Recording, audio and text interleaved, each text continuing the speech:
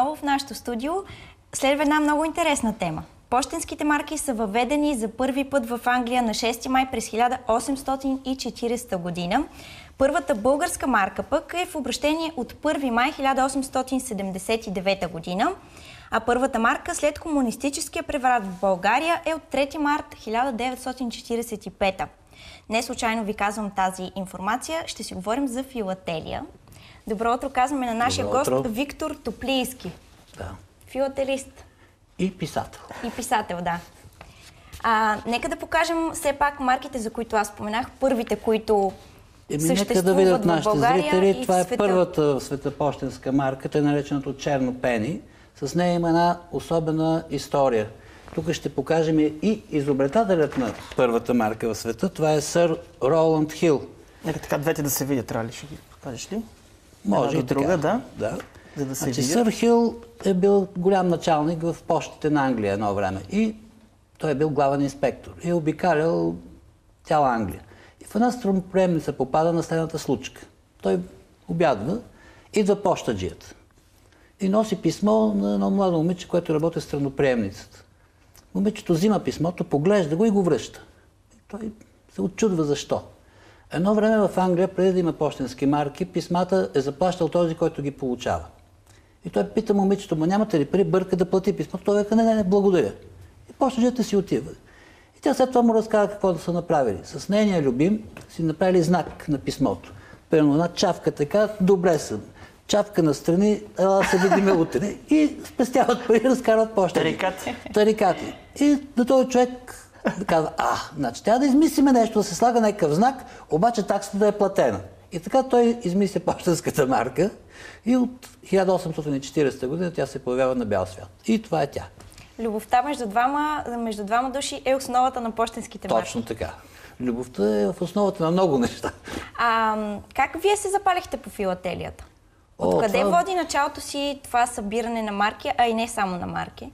Това беше някъде повече от 40 години, едно време. Един мой съученик в училище продаваше марки. Аз съм от търговска фамилия. Викам, от това си изкарвало пари, бе. Аз продавам топчета, продавам цигарени кутии, колекционирах още тогава. И почнах аз да купувам марки в магазина. Имаше тъй наречения пакетаж. 1 левче, 100 бройки, по 1 стотинка. Обаче на марката пише 3 стотинки, 5 стотинки. И аз почнах да я продам колкото пише на марката и почнах да печеля пари. След това вече се озовах и в клуба на филателистите, на софийските маркаджи, както им викаше баба ми. Там се запознах с един много интересен човек, касиера и секретаря на клуба, Йордан Матеев. Той след това става вече герой в бъдещия ми роман. И аз там гледам след една мрачна фигура с черна шапка и такъв тип букенета, там мелише, мръсни краката, във време такова беше. Показват му, вади пари, купува марки и прибира. Викам, бате, кой е това там, с толкова пари? Века, това е Богомил Райнов. Викам, хубаво да е, той викам писател, не е ли умрел, жив е? Века, жив е, да ви, че е млад човек. Той тогава Богомил беше някъде на 50 няколко години, колко мене. Викам, откъде има толкова пари? Вика, глупак такъв. Вика, не знае, че писателите са най-богатите хора в България. Вика, и той е най-богатия Богомил. Викам, и аз трябва да стана и писател, да достигна Богомил Райнов. И станахте. Вече да, но не съм го стигнал по богатство, но да се надяваме, че има време. Има ли хляб в събирането и продаването на марки? Или повече като хоби в днешни дни? Вижте сега, ние повечето филателисти сме и търговци. Значи, други не искат да си го признаят, но не можеш пълно да събереш нещо скъпо, ако не печелиш по някакъв начин от това нещо. Сега има богати хора, които само купуват. Сега, както разбрах, и Георги Първанов, нашия президент, сега е почнал да събира карти Максимум, запалял се покрай европейската изложба. Никога не е късно човек да стане зарезил. Те са колекционери повече, не филателисти. Значи, филателист и колекционер е едно и също нещо. Само, че някои са и търговци, и колекционери. Продава, печели и си купува неща за себе си. Да кажем, всеки събира по някаква негова тема. Един пример събира животни, друг картини, трети на сексуална тематика, марки и така нататък. Понеже споменахте европейската изложба, имате медал оттам. Да, това ми е медал от европейската изложба. Да, тя ще го покажа на зрителите. И това Разкажете ни за него, как го спечелихте? Това е за моя роман. Филателен романс се казва криминалният ми роман. Участвах в клас литература и ето вече медал е факт, диплома и така нататък. И това е един малко особен криминален роман. Значи в него, ако отворите, в началото ще видите факсимиле на най-известната българска пощенска марка, тъй наречената обърната конница. Могат да я видят зрителите тук. Значи, необичайното на тази марка, тя е куриоз, че центърът е обърнат наопаки. На този център тя е по репродукция на картина на Ярослав Вешин. Това са цар Фердинанд и до него цар Борис и принц Кирил, бъдещият цар Борис. Те са още принцове. Едно време тази марка не я показваха в каталозите, защото имало изображение на царя, голямо чудо. За сега вече пък всички могат да я видят.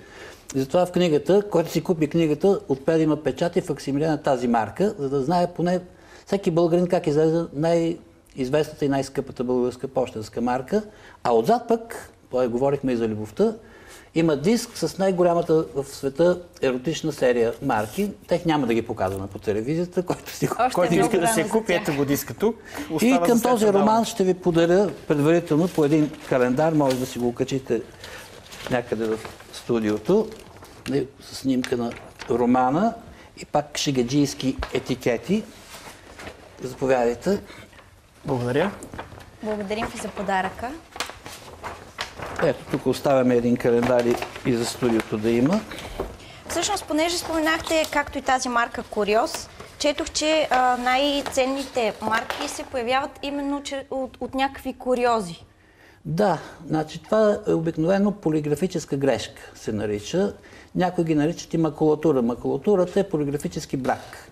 Но, когато попадне такова нещо, бъде изпуснато, както и с нашата българска марка, тя е печатана в Италия, но един лист е попаднал наопаки на машината, втория цвет като цвет. Едни твърдат, че е духнал вятър през прозореца, обърнал се листа, някой казват, че е нарочно, но един лист от 100 марки е излезъл. Известни са вече около 30 бройки само от нея. Всичките са с печат.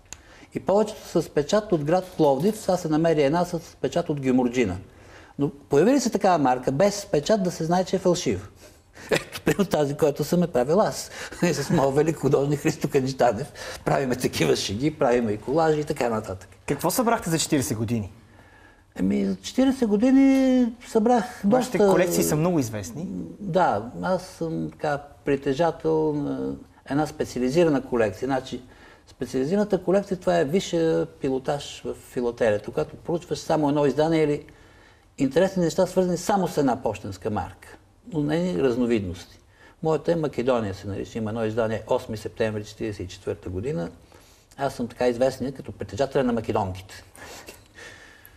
И това, толкова година. Имаме и много други неща, но това е, може би, така най-скъпото и най-интересно. И до сега те не са показвани никъде. Стоят в банката. Имам касета там, защото бе скъпо нещо. Имаме зрител. Здравейте! Добро утро. Добър ден. Бих искал да задам един въпрос към вашия гостени. Значи, преди имаше определен ден и се събираха всички, които имаха интерес към филателията. Интересуваме сега, има ли го това нещо и къде е? И кои дни е? Да отговоря ли? Отговорете, да. Да, има го, разбира се, понеделник, сряда, петък, събота и неделя, клуба на филателистите на Хан Крум номер 7. Сте добре дошъл. Имаме и прекрасно заведение, хубаво вино. Говориме за марки, търгуваме, надлъгваме се, пиеме, пощипваме някоя друга булка. Общо взето е забавно, идват и други колекционери, пълно на фотоапарати, някой път има борса и при нас е винаги доста забавно, луксозно ни е заведението и е ефтино. Ето, сега направих безплатна реклама, председателят ще да ме награждава. Зрителя, ако дойде, ако се запали по това, да. Ако започне да купува, как да разпознава кои са истинските марки? Казахте печат, друго? Има се експерти за тази цел, които получават и пари. Първо мога да дойде ме пита мене да не го излъжат на първо време. Но има и други хора, които разбират там. Нека да дойде. Ще се научи. Първо трябва да си купи каталози. Там е описано какви фалшификати съществуват. Продават се каталозите. Излезаха 3 тома, ако не се лъжа, миналата година за българските. Там има и голяма библиотека. Имаме към Софийското дружество огромна библиотека. Имаме с всичките световни каталози. Има кой да му помогне. Справка може да си направи. Там има и цени, могат и да му оценят марките. Няма проблем. Как се определя цената на марката? Търговията според търсенето и предлагането и рядкост. Пазарлък? Да. Задължително? Задължително. Без пазарлък. Това не е сладка търговията. Много ли са филателистите в България? Едно време бяхме около 20 хиляди. Само в Софийското дружество бяха 6 хиляди. Сега са по-малко. Но това е вече малко едно елитно занимание, но няма да изчезнем колекционерите. Пак има нов бум в филателията. Хората почнаха да имат и повече средства и гледам, че има и нови хора. Запали се Ути Бъчваров. Аз му бех на гости в предаването. Ще да ви питам известни личности. Освен Георги Първанов и Ути Бъчваров? Сега... Популярни хора. Богомил Райнов беше голям филателист. Другия писател Богомил Нонев. Сега, ако знаете, Спас Панчев беше замминистър, нашия председател. Той е филателист. А в световен мащаб? В световен мащаб най-известният филателист е бившия президент на щатите Рузвелт, който има една огромна колекция. Тя после беше продадена на търгове преди години. Сега, ако беше същата колекция, ще се струва от порядъка на 25-30 милиона долара. Колко струва най-скъпата марка в света, някога продавана? Това е наречената британска Гвиана. По последни сведения, които имах преди години, се въртяха някъде около 160 хиляди долара, но това не мога да се каже точно. Значи, когато се продаде... затова питах продадена, защото има финализирана. Когато се продаде, не се е появявала скоро на пазара тази марка. Други има интересни неща, които стоят и по няколко милиона. Плик пътувал от 1842-3 година, беше продаден за $1,5 милиона. И пликове се събират, не само. И пликове. Значи, филателията включва пликове, картички, марки, всякакви пощенски атрибути. Да покажем други от тези, които ни носите и ни разкажете какви са те. Ето това, примерно, е първата българска, дето казахме, пощенска марка, 5 сантима. 1879 година излезе. Тук е нещо много интересно, ще покажем сега. Да видят нашите зрители. Това е първата в света пощенска марка на тема шахмат. Предполагам, знаете, че скоро предстои матча за шахматната корона, световната шахматна корона между Анант и Веско Топалов. Веско беше вече един път световен шампион, което е нещо уникално за България и за българските размери, а пък имаме и шампионка по шахмати и жена, Антонета Стефанова. Тази малка държава... Ще има ли марка за тях специално? Да, ще има това. Вече има за Веско издане. Аз пиша един интересен роман. Следващ роман за Веско Топалов. Това е проекта на корицата, малко е смешна. Казва се Русенско начало. Вече го кръстиха Русенското варено, някои читатели в интернет. Вие какво става с твоето русенско варено? И романът ще бъде много интересен. Работа по едни документи на КГБ и на ЦРУ. От мачовете Фишер, Спаски и насам. Правя един паралел между мача на Веско и там, дето го излъгаха в Калмикия с титлата. Ние си подсказваха явно. Това някои хора не посмяха да го кажат. Имаме и друг гостенин, освен мен. Да, това е нашият следващ гостенин. Няма търпение вече да е в студиото. Не е на вас Ганчева Котарака. Малко по-късно за това, ето вече го виждат и нашите зрители. Както разбрахте, ще си говорим за едни много сладки котета, но това малко по-късно. Сега да се върнем на пощенските марки. В света има над 150 милиона филателисти, колекционери, както и да ги наречем, но четох, че само английската кралица притежава най-богатата колекция.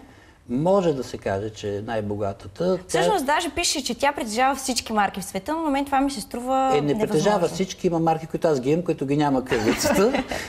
Може да ги продадете. Ще видим. Ако ми се помоли достатъчно добре. Казвам, че може да ги продадете, понеже преди малко, преди да започне нашия разговор тук в студиото, казахте, че се познавате с един от хората, които охранява нейната колекция. Не, главният ти хранител се нарича. Значи английската кралица има човек, който се грижи за нейните колекции от пощенски марки. И преди години, съвсем случайно, на световната изложба, която беше в България, това беше преди 20 и колко години, аз си пия на барчето с чингетата там, уискито, и идва един висок такъв човек, симпатяга, и развален български, нещо на сръбски ми мяза, вика Виктор Топлински, викам това някой сърбин мошенник, ченджаджи, викам, какво има, чиче? Вика, аз съм Мирослав Боянович. Аз не знам кой е Мирослав Боянович, викам сърбин. Поговорихме нещо, той вика, вашата колекция, така отговорих и после казвам на шефа, тук кой е този Боянов? Вика, не знаеш, глупак, кой е? Викам ги, кой е? Вика, той е човека, който отговаря за кралската колекция. Дошъл ти на крака, вика, ти съм не си го изгонил от панар такъв. Вика, сега ще му се извиня на човека. И така се запознахме. Той е много забавен човек и много приятен, дано да е жив и здрав още. Тази кралска колекция предава ли се с короната? Да, тя се Наследствена. остава на наследство. Тя е фактически на държавата. Тази колекция е един символ на самата английска държава. Други интересни марки сте ни донесли? А тук направихме с моя приятел художника Христо Хаджитанов един интересен блок, 2 обърнати конници и тук сме аз и Ути Бачваров. Сега ще правим и обърнат Ути и обърнат Топлийски по-натам. И тук също... Някой ден ще е много скъпо, сигурно. Да. Значи аз... Кой решава какво да поставят върху марките? Има си комисия по маркоиздаване. Това са някъде от порядъка на 10 човека и примерно, когато има събития с кръгли годишнини, те обсъждат кое най-си заслужава да има повече марки, блокче и така нататък. Това е към Министерство на съобщенията. Рали е извадила за миналата година. Да, за миналата година. Някои марки, какви са били годишните? Какви марки са излезли? 165 години от рождението на капитан Петко Войвода е имало марки. Европейска купа по Супермото Плевен 20-21 юни 2009 година. 130 години МВР. 130 години български съобщения и 40 години от стъпването на човек на Луната. Да, това беше плана за преди. Сега може да покажем тук едно блокче от 4 марки, това за любителите на спорта. Аз лично така не бих го оформил, но не знам защо така е направено. Значи, на него са изобразени нашите големи починали футболисти Аспарухов и Котков и от другата страна са Стоичков и Балъков. Не бих сложил, просто мисля, че някой глупак е постъпил така, живи и починали хора на едно и също место. Това обаче са отделни марки, доколкото те са отделни, но са отпечатани заедно. Да. Не би трябвало да бъдат така. Това е моето лично мнение. Какви са тематиките на... Каква е тематиката на марките? То май няма нещо, което да не е отпечатано. Едно време нямаше интернет и на човекът му дотрябва нещо, справка, да направи справка, рови в световните каталози, там всеко събитие е отразено в филателията. Няма интересна дата, която да я няма. Сега вече интернет е по-богат от филателията, но едно време в филателията имаше всичко. Уикипедията е било филателията. Да, това беше, защото като отвориш, примерно аз имам камари с каталози на пощенски марки за цял свят. И каквото ти дотрябва, отваряш, търсиш и си намираш. А сега вече интернет е много по-лесно. Тоест, някога в миналото, когато не е имало интернет, както казвате, чрез марките са се отбелязвали всички тези годишни, които всъщност и днес се отбелязват, но като че ли остават по-незабелязани някакси. Да, едно време това все пак да излезе нещо на пощенска марка е голямо събитие. И примерно на някой да приживе, както сега са на Стоичков и на Балъков, приживе да излезе за тебе пощенска марка е нещо голямо. Едно време при тази привилегия са имали само коронованите особи. Чак в последствие почват с космонавтите и така нататък. В началото маркоиздаването е доста консервативно. Гербове, царските особи и нищо повече. Имало е политически фигури, изобразявани върху марки?